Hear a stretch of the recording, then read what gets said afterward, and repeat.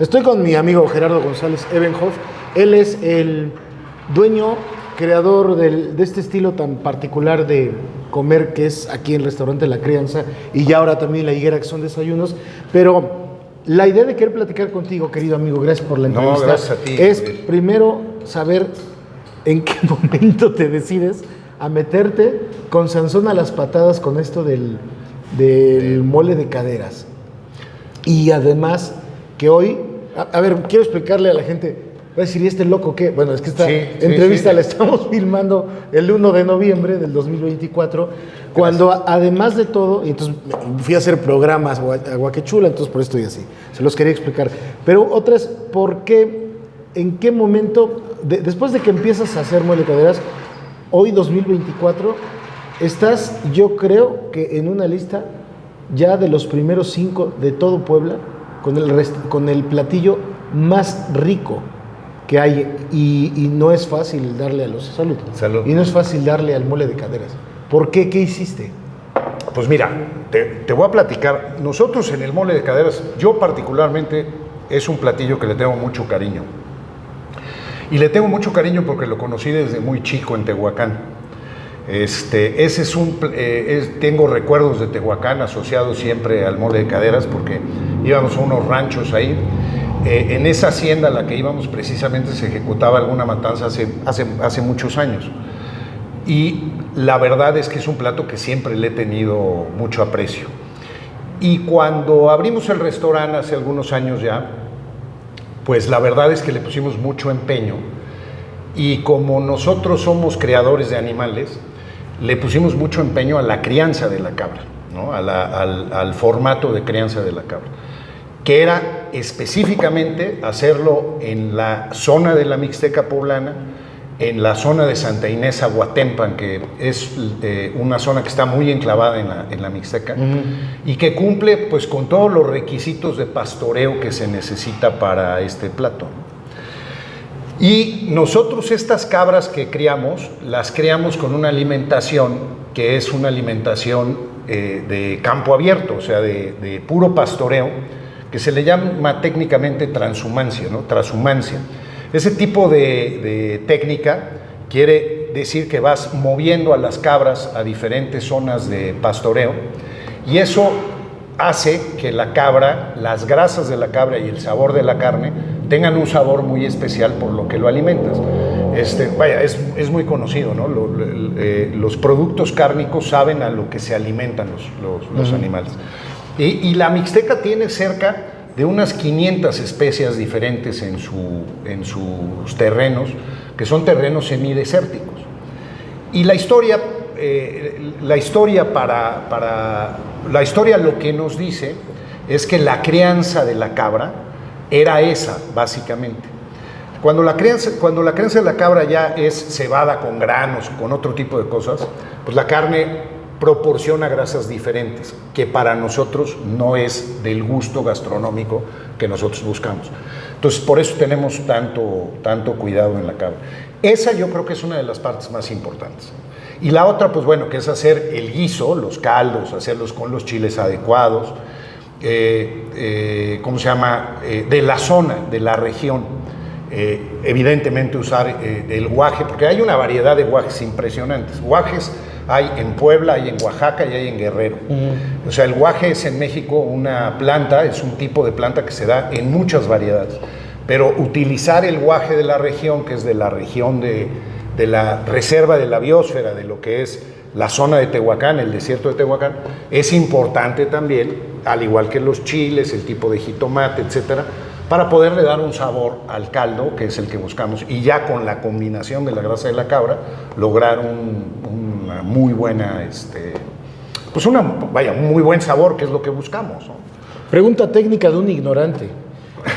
No. Y además estos mitos, ¿no? La cabra no come otra cosa que no sea hierbas, ¿es correcto? Bueno, debe ser así, eso es lo ideal, sí, tiene que ser de pastoreo, así es. Tiene que ser de pastoreo. ¿Lo del cubo de sal es un mito o efectivamente eso también pasa? Mira, a ver, alrededor de la cabra hay muchos mitos porque la historia de la crianza de la cabra en la Mixteca es muy larga, ¿sí me explico? Todos los animales, borregos, cerdos, bovinos y la misma cabra, todos en su complemento de alimentación siempre llevan sal. ¿Sí me explico? Sí. Es algo que es muy importante para todos los animales. ¿Por qué? Porque estos animales, esta sal les fija ciertos nutrientes que es importante tenerlos. Y la sal la puedes obtener en grano, la puedes obtener en cubos de sal, la puedes disolver en un poco de agua. O sea, hay diferentes técnicas para suministrarle la sal a los animales que necesitan para hidratarse, ¿no? Lo que pasa es que hay mucha confusión de repente en donde se dice, es que solo se les da agua salada. No es así. Y ahorita te voy a explicar por qué. Y me voy a remontar un poquito a una historia un poco larga, ¿no? Porque para poder entender el mole de caderas hay dos cosas que son muy importantes. La primera, que para mi gusto, que esto es personal mío, o sea, para Gerardo González, el plato del mole de caderas es el plato que representa el mestizaje de la mejor manera. Y yo por eso le tengo tanto respeto. ¿Y por qué representa el mestizaje? Te lo voy a explicar. No se puede hablar del mole de caderas sin hablar del México prehispánico. ¿Por qué? Porque la zona de la Mixteca, toda esta zona de la Mixteca poblana, estaba poblada por lo que le llamaban popolocas. Popolocas quiere decir que era gente que no era mexica, ¿sale? Y los popolocas en sus concentraciones más fuertes de población estaban alrededor de Zapotitlán Salinas, que es un lugar donde se produce sal a 1500 metros sobre el nivel del mar. Todos los hoyos que tú cavas para hacer un pozo en esa zona sacan agua salada, ¿sale? Y esta gente de Zapotitlán Salinas y el rey Chapo, que era el que dominaba esas zonas, producían sal para el Imperio Azteca. Y ellos vivían de la recolección de ciertas especias de su zona, más la producción de sal, y con eso comerciaban con los aztecas. Ellos nunca fueron invadidos por los aztecas, tenían tratos comerciales y así funcionaba. Todas esas hierbas son parte de las que llevan y comen las cabras, ¿no? Hoy en día. Pero la parte que es muy interesante de esto es que una vez que o sea que estos son productores de sal milenarios, ¿no? Y por cierto, la producción de sal es muy bonita ahí, porque parecen unas pirámides de agua, tienen unas cosas que les llaman salinas, que son unas piedras con muy poquitos centímetros de agua. Como llueve muy poco en la zona, el sol seca, y entonces ahí producen la sal de Zapotitlán, que literal es una sal que se puede decir que es paleontológica. ¿Por qué? Porque antes de que se congelaran los polos, en esa zona había mar. Y cuando se congelaron, se retira el mar y se quedan las pozas de agua salada, que hoy en día son las que se extraen. Y con el agua dulce de millones de años, se fue creando una capa que hizo cactus de solo un tipo, magueyes de solo un tipo, el guaje y muchas otras especies que se dan en esa zona semidesértica, que es muy inhóspita, ¿no? Entonces, una vez que se da la conquista y dan los primeros territorios para trabajos de españoles o de gente que llegaba ya a esas zonas conquistadas, pues los que llegan dicen, bueno, oye, ¿qué vamos a hacer acá? Aquí podemos producir sal nada más, y hay ciertas especias, pero este no es un lugar ni para traer cerdo, ni para traer ovejas, ni para traer toros. Entonces traen cabras. La cabra es el animal más rústico que existe, es un animal muy rústico, se le llama ramonero, porque es un animal capaz de comerse un tronquito, de comerse un maguey, de comerse una biznaga, de comer diferentes plantas. La cabra tiene esa característica de ser un animal muy rústico. Y entonces, en la Nueva España, toda la Mixteca se hace una población de cabras impresionante. Se dice que por el año 1800 llegó a haber cerca de 250,000 cabezas de cabras, que son una bestialidad, o sea, son muchísimas cabras para esa época. Y entonces ahí es donde de alguna manera se inventa, o sea, fue una producción muy importante a nivel mundial, inclusive la producción de esa cabra alimentaba a los ejércitos virreinales. ¿Cómo se llama? Y esta cabra que vivía ahí, ¿cómo se llama? Fue muy bien pastoreada por los popolocas. ¿Por qué? Porque los popolocas conocían la región tan perfectamente bien que sabían a dónde había ciertos pastos que pudieran comer sus cabras. ¿Sí me explico? Como es una zona semidesértica, no era aventar las cabras ahí a lo loco, sino que las tenían que llevar en rebaños a lugares donde podían comer adecuadamente y podían beber agua, etc. Entonces, este tema de esta organización hace la primera organización de transhumancia que hubo, de la que se conoce en Puebla. Y esta organización de transhumancia tiene mucho que ver porque sigue existiendo hoy en día. O sea, tú imagínate que todos los cabreros, para no agotar los pastos, se tienen que poner de acuerdo en dónde van pastando las cabras para no deforestar totalmente la zona. Porque si lo hicieran sin esa organización, pues esto sería un desastre. Entonces eso tiene mucho que ver, ¿no? La llegada de la cabra es con los españoles y la llegada y todo lo que lleva el guiso es de naturaleza prehispánica. Entonces es cazar esos dos platillos, por eso yo digo que es el plato por excelencia mestizo. Eso no lo dice ningún libro, eso lo digo yo, eso es de mi cosecha total y absolutamente. Pero se me hace un plato muy interesante y de mucho respeto por eso, ¿no? Y a mí se me haría como incluso coronar la riqueza de la Mixteca. Cuando me hablas de 500 especies, ¿cómo puede ser que en una especie tan árida la Mixteca sea tan rica en esto? Porque uno siempre mira hacia el norte, a nuestra sierra, y la belleza, el agua, la fruta. No sabe uno la belleza de la Mixteca. No, bueno, a ver, la zona de la Mixteca, gastronómicamente para Puebla, tiene una importancia grandísima. Yo la voy a resumir en tres. Una es el mole de caderas, ¿no? La otra es el maíz, ¿no? Los vestigios más antiguos de maíz que se han encontrado en el mundo, que son de 10,000 años antes de Cristo, están puestos en Coscatlán, ¿no? Ahí muy cerquita de Tehuacán. Y se encontraron en una caverna y son los vestigios más antiguos del maíz. Impensable comerte un mole de cadera sin tortilla. Pero aparte de eso, la importancia que tiene el maíz para el mundo, ¿no? Es una aportación mundial de la Mixteca poblana al mundo, ¿no? Y otra aportación es algo que es muy interesante, es el chile miahuateco. El chile miahuateco, como lo conocemos hoy en día, esta historia es fascinante porque los españoles se llevan una especie como de chilaca parecida a un chile miahuateco, se lo llevan a España, sus semillas, y lo siembran, y ahí nace el pimiento. ¿El pimiento morrón? El pimiento morrón. O sea, el pimiento que nosotros comemos es una variante del chile que se sembraba en México, que se lleva a España, que sale un pimiento, pero más importante aún, ese pimiento lo regresan a México y lo siembran y nace el chile poblano o el chile miahuateco, como lo conocemos. ¿Es lo mismo el chile poblano al miahuateco? A ver, el miahuateco tiene esa denominación, no de origen, porque no está regulado como de origen, pero el chile miahuateco tiene esa característica de ser el chile poblano de Miahuatlán, que es de donde nace todo este tema del chile.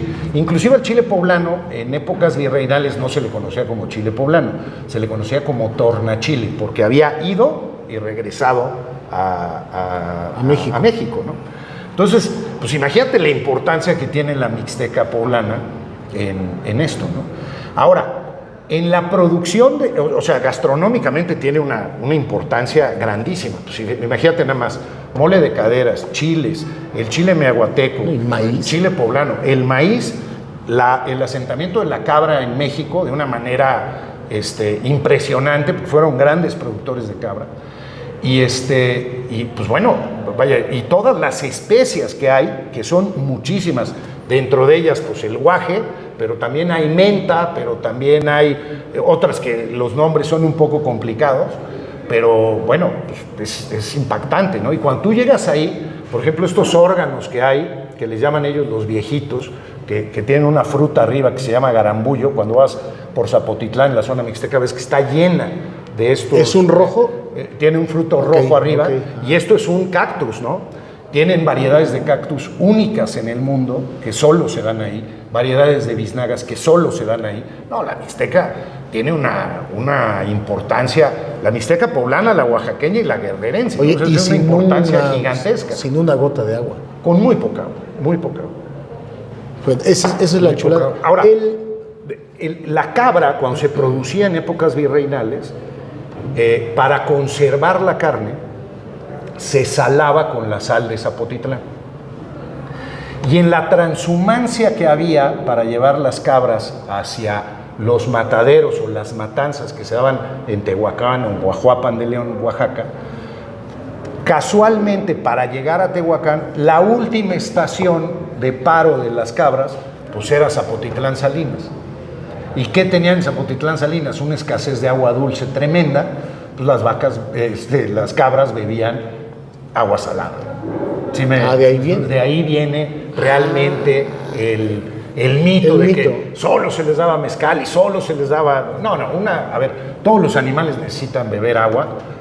Y, por ejemplo, de Santa Inés a Huatepan a Tehuacán actualmente en coche te haces unos 35 a 40 minutos, ¿no? Imagínate en una transhumancia, en un rebaño, pues imposible que los animales no tomaran agua fresca, claro. ¿No? Es escasa el agua fresca, sí, es escasa en la zona, pero sí, todos los animales tienen que tomar. Ahora, el guaje, ¿qué tanto influye en un buen plato? Hombre, el sabor del guaje es básico. El sabor del guaje es básico para el mole de caderas, porque es ese distintivo que tiene, ¿no? El guaje tiene, cuando tú pruebas un guaje cocidito, crudo, etcétera, tiene un sabor muy parecido al ajo. ¿Sí me explico? Es un sabor muy parecido al ajo. Es vital, ¿no? Nosotros el caldo, pues evidentemente lo hacemos con guaje y después siempre ponemos al cliente un poco de guaje extra por si le quiere poner, ¿no? El guaje hay gente que le gusta mucho, hay gente que, como el ajo, ¿no? Hay gente que se le hace muy pesado, hay gente que se le hace menos pesado, etcétera. Pero el guaje se llama guasmole por eso, por el guaje, ¿no? El guasmole y el mole de caderas es lo mismo. Es lo mismo. Guasmole y mole de caderas es lo mismo, solo que cuando se le dice guasmole, nos vamos un poquito más a un nombre autóctono que viene del guaxmoli, que era un caldo de guaje, ¿no? Y la verdad es que el sabor del guaje a mí me encanta y sí es define mucho el plato, ¿no? Lo define totalmente.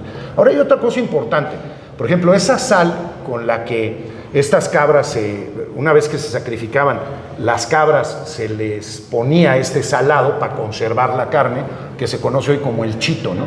¿Sale? Y había realmente muchas matanzas en diferentes haciendas. ¿Por qué? Porque había una industria alrededor de la cabra importantísima. Se hacían pieles, se hacía con el cebo, se hacían velas, y la carne de la cabra se aprovecha el 100%. Mucho en el chito, para guardar la carne, que es carne, digamos que es maciza, salada, y que se aplica en muchos platillos, ¿no? Que también hace un mole delicioso, ¿no? Se puede hacer un mole de chito, se hace tiene más carne, ¿no? Realmente el nacimiento que conocemos históricamente del plato es que en esas matanzas la gente que iba a comprar esa carne que se salaba o esa carne que se comerciaba, los matanceros, que eran gente de la zona, ¿cómo se llama? Sus mujeres que los acompañaban en la matanza, la gente que iba a comprar les regalaba lo que se dice que eran los huesos pelones. O sea, si tú te imaginas una cabra, tiene evidentemente 4 patas, las 2 traseras y las 2 delanteras son las que más carne tienen. Entonces, una vez que destazaban a la cabra, lo que quedaba era la columna, o sea, el espinazo y la cadera. Y la columna y la cadera le pelaban lo que más podían de carne y le regalaban los huesos con un poco de... A ver, hay gente que dice... Aquí no quiero entrar en una controversia, ¿no? Pero hay gente que dice que lo regalaban, hay gente que dice que con eso les pagaban a los... Con las menudencias. Con los matanceros, con las menudencias, que en este caso son los huesos y eso.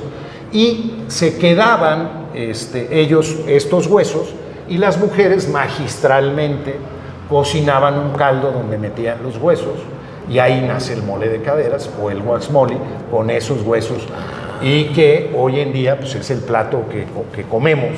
Con un poco más de carne, evidentemente, pues no, ni modo que le demos al cliente un hueso con caldo, sí, ¿no? Sí, aquí lo que se busca es tener un poco de más carne, pero bueno, siempre que la carne esté alimentada y hecha como tiene que ser, bajo esa norma, ¿no? Sí. Bajo ese tipo de sabor, ¿no? El otro día un colega me escuchó decir que el sabor del mole de caderas de la crianza era un poquito más suave no era tan fuerte. Y entonces yo expliqué que era porque pues, era chivo, cabra, no sé qué. Entonces me decía este colega, a ver, ahora explícame qué diferencia hay entre chivo y una cabra. Y me habías comentado que es la edad. ¿Es correcto? Es la edad. A ver, lo que pasa es que se les llama chivos y se les llama cabras. Normalmente se les llama chivos y cabras. Nosotros nos referimos, ya internamente en el argot, nosotros nos referimos a chivos cuando son machos y nos referimos a cabras cuando son hembras. Pero tú puedes ver un macho y decirle ahí va una cabra, ¿no? O puedes ver una hembra y decir ahí va una chiva. Igualito, sí. Sí. Eso, la verdad es que yo desconozco ahí en la profundidad del lenguaje, pero lo que veo en las zonas donde nosotros criamos la cabra es que así se dice, ahí va el chivo, ahí va la cabra, y normalmente cuando te hablan de una cabra es hembra y cuando te hablan de un chivo es hembra. ¿Cómo se llama? Y también en el norte el cabrito, por ejemplo, el cabrito, pues es una cabra chiquita, ¿no? Es una cabra joven.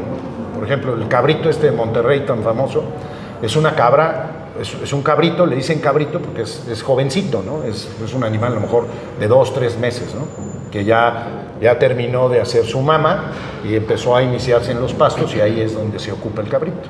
Bueno, entonces, ¿en qué momento te metes de durísimo? Vas abriéndote paso por la buena, la bonita, porque de pronto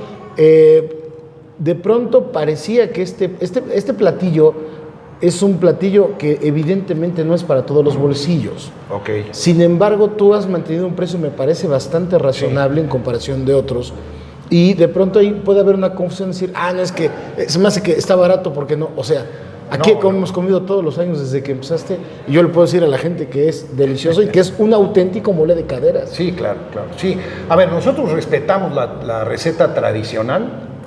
El esfuerzo que nosotros hacemos en el precio es porque la cadena de producción que nosotros tenemos es más corta. Igual que pasa con la res que vendemos, ¿no?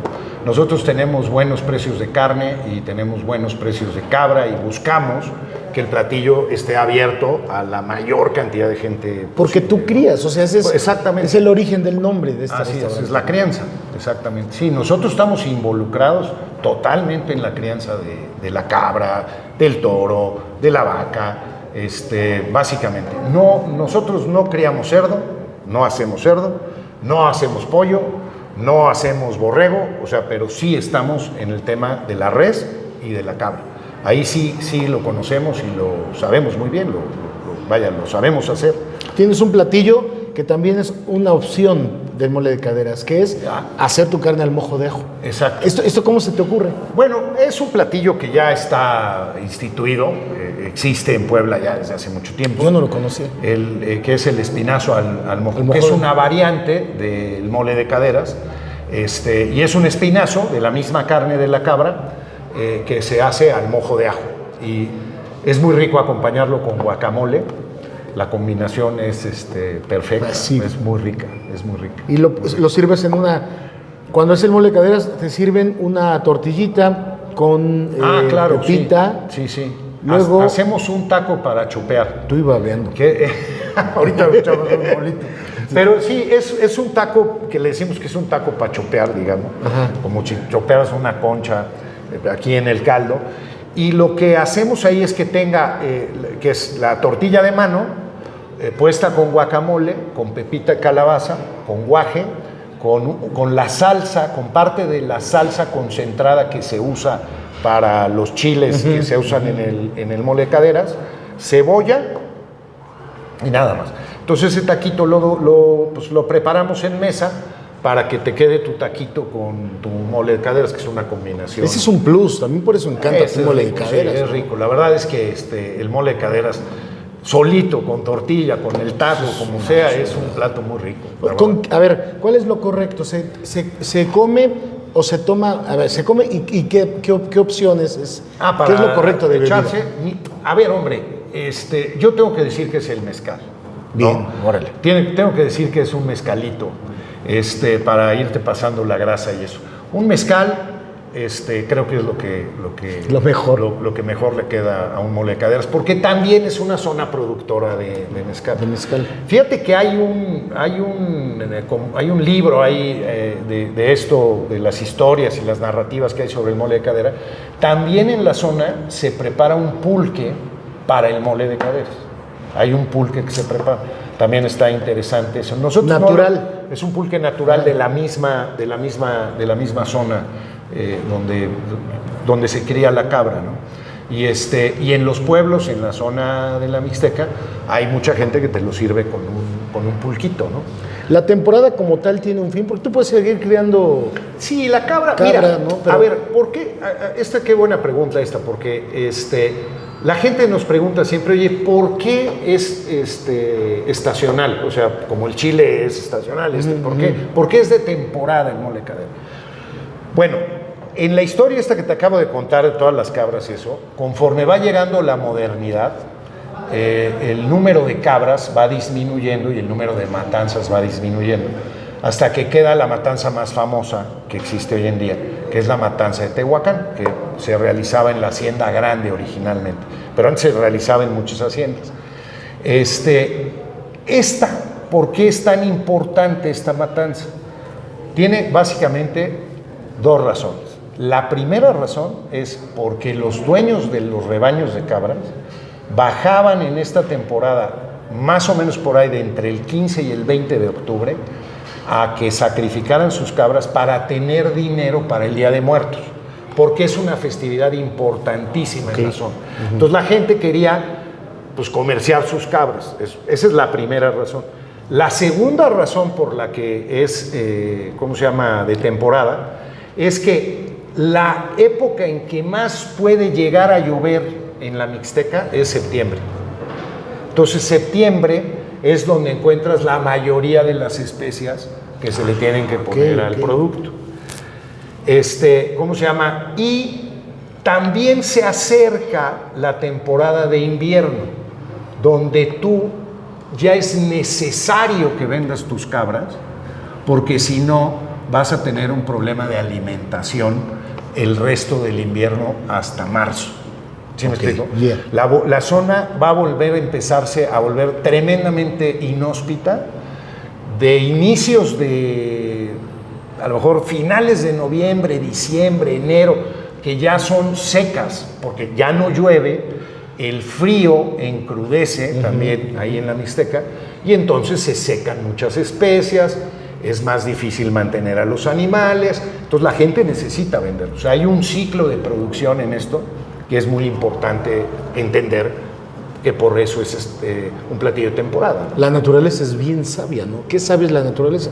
Con todo lo que nos dice, está perfectamente planeado por la vida, la naturaleza. O sea, cada cosa tiene su momento. Sí. Ahora, si tú estabulas tus cabras y les das grano y les das maíz y eso, pues hombre, puedes tener cabra todo el año, sacarla todo el año y se saca y se da cabra todo el año. Pero el sabor no es el mismo. Pero el sabor no es el mismo. El sabor no es el mismo porque uno de los requisitos principales para que la cabra tenga ese sabor y sus grasas tengan ese sabor es que las grasas y la carne provengan de alimentos que están en el semidesierto. ¿De qué edad son las cabras cuando ya...? Mira, ahí hay mucha variedad. Ahorita se mata cabra de muchas edades, ¿eh? Se mata cabra de diferentes edades. Ahí el cabrero es el que va decidiendo de acuerdo a su rebaño, a su hato que tiene, cómo mueve, ¿no? Saca algunas machos, saca algunas hembras, saca algunos más chicos, y todo tiene un ciclo de producción, ¿no? Las hembras que están buenas para dar hijos, pues hay que cuidarlas, hay que darles otro tratamiento, porque pues, son el futuro para la cabra, ¿no? Son las futuras cabritas que van a llegar. Estas gentes son, la verdad es que si hay algo que reconocer en la Mixteca es el trabajo que hacen los cabreros, ¿no? Que muchas veces es ignorado, o sea, es totalmente desconocido. Las gentes, los pastores de cabra, los productores de cabra en la Mixteca, mis respetos, son gente que conoce los tiempos, que conoce sus animales, que conoce los campos, y que aparte se tienen mucho respeto en este tema de la transhumancia, ¿no? De dónde ponen a los animales para no muy respetuosos. Muy respetuosos. La verdad es que esa comunidad, por ejemplo, esto no tiene nada que ver con la cabra, pero por ejemplo, la zona de Zapotitlán, cuando es la pizca de insectos, que es la cuetla y todo eso, es igual, ¿eh? Se pone de acuerdo la población completa para decir, a ver, hoy le toca a Gabriel, hoy le toca a Gerardo cosechar cuetla en esta zona 5 horas del día. Y entonces todos tienen un respeto y un orden, saben vivir en comunidad. O sea, todos esos territorios son comunas y las manejan muy bien. Es un ejemplo, ¿eh? Es un ejemplo, verdaderamente. Sin duda.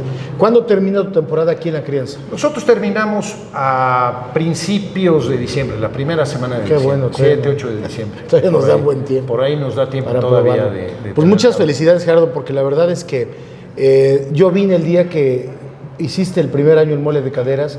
Tuvimos la oportunidad de platicar con la gente de Zapotitlán que venía contigo. Ah, sí, cómo no, claro, sí. Y sí. que agarramos un pedo espantoso porque además de todo traían mezcal. Pues sí, perdón, es que pues yo se los tengo que contar porque de aquí Sí, nos echamos una buena no, mezcaleada una ese día. mezcaleada ese día. Y de ahí he visto cómo has crecido con este platillo hasta convertirte en una verdadera competencia para quienes ya tienen muchos años haciendo esto. Sí. Felicidades, porque además tu mérito, insisto, es eso, la crianza. La otra es ir y comprar el chivo nomás y ya ahí se muere, ¿no? Sí, vaya, hombre, que es muy respetable Sí, también, sí, ¿no? está bien. Sí, aquí Pero, lo- pero te permite, Sí. te permite un margen con tu Sí, precio. ¿no? sí, eso es lo que nosotros buscamos. La verdad es que la crianza nace de la producción de ganado. O sea, el restaurante es una consecuencia de nuestra producción de ganado y, muy importante, de poder dar precios accesibles, ¿no? De poder ofrecer un producto en un lugar bonito, con una cocina bien, bien instrumentada, Sí, sí, bien sí. hecha. Una gran atención. Tratar de tener un servicio perfecto. La verdad es que Jaime aquí pone a todos en orden. Pepe, que está en la cocina, también trae una cocina que funciona muy bien. Y lo que buscamos en la crianza es eso, ¿no? Acercar los productos que hacemos al público en un plato a un precio bueno, ¿no? A un precio que la gente lo pueda pagar. Pues muchas felicidades, Gerardo. No, por gracias eso. a ti, Gabriel. Y quería conocer y que el auditorio conociera por qué este es ya pues, uno de los mejores que hay. Y bueno, pues que sigan llorando los de Guajuapan de León, Oaxaca. Están reenojados que quieren la denominación, ¿no? Sí, es que, pues la verdad es que el plato, Guajuapan también tenía matanzas muy importantes y sus haciendas y crianzas muy importantes si tomamos en cuenta que de mucho de este proceso es virreinal, entonces entendemos por qué la confusión ahora, ¿no? Si es de tal estado, si es de tal estado. Ya en nuestra República Mexicana esta división de estados, pues antes era una región, ¿no? La región Oaxaca, Guerrero, Sí, Puebla, sí, sí. pues era una sola región y había lugares de matanza en Guajuapan, lugares de matanza en Puebla, había lugares de matanza en Guerrero también. Fíjate que Guerrero era un gran productor de cabras de cría, o sea, es diferente engordar la cabra o pastarla que tener una producción de cabra por nacimiento. Entonces, en estas regiones muchas veces lo que pasaba es que la gente de Guerrero eran muy buenos productores de crías de cabra, ¿sí me explico? Y toda la mixteca poblana y oaxaqueña tenían producción de cabra, pero mucha la compraban en Guerrero y la pastaban en las zonas de Puebla. Hombre, era una organización Sí, brutal. muy bien hecha, ¿no? O sea, Brutal. funcionaba muy bien y sigue funcionando muy bien. Yo creo que lo justo sería que este plato se denominara como de la región mixteca, ¿no? Sí, Como esto de Oaxaca es una broma, pero Sí. pues sí darle su mérito también a Oaxaca. que Sí, tiene- no, bueno, y Oaxaca tiene una cocina que mis respetos también. Sí. Oaxaca, bueno, la cocina poblana, yo soy poblano, llamo la cocina poblana, pero Oaxaca gastronómicamente tiene una importancia en México grandísima, igual que Mérida, igual que Veracruz, que pues qué orgullo, ¿no? Formar parte de estas cocinas, Sí, sí, ¿no? sí. Y la cocina es viva, la gastronomía está viva, ¿no? La gastronomía hay que ir evolucionando e ir viendo, acomodando cómo son las cosas. Son muy padres las tradiciones, son muy bonitas, pero el mundo sigue y hay que seguir para adelante con la gastronomía también, ¿no? México yo creo que puede ser un país que se visite por todas las cosas hermosas que tiene, pero por su gastronomía No hay parecidas. No. México es un gran país, gastronómicamente hablando. De acuerdo contigo. Totalmente. Mi querido Gerardo, muchas gracias por esta gran lección. Además, no cobras por las clases, eso está padre. No, bueno, pues es difundir, a lo mejor tratar, hombre, de lo que yo conozco y sé, ¿no? Un poquito, porque hay gente que conoce mucho más que yo, pero bueno, a mí me gusta compartir de esto y te digo, yo es un plato que le tengo un cariño profundísimo por la zona, por la región, porque tengo grandes amigos en la Mixteca, grandes amigos en Tehuacán, y pues es un plato que lo quiero, es un plato que le tengo mucho cariño, ¿no? Y respeto, además, porque respetas su receta. Sí. Querido amigo, muchas gracias. No, Gabriel, yo te agradezco a ti. Y esta entrevista la podrán ver en YouTube completa y también pues, en Instagram y Facebook. Le iremos poniendo algunos pedacitos de esto, pero a ver, todo esto no se puede quedar solo en lo que Gerardo nos acaba de ilustrar con la historia, sino hay que venir a comer, que esto es lo importante. De Ciutlán Sur, 93, La Paz. Muchas gracias. Gracias, Gerardo. No, gracias a ti, Gabriel.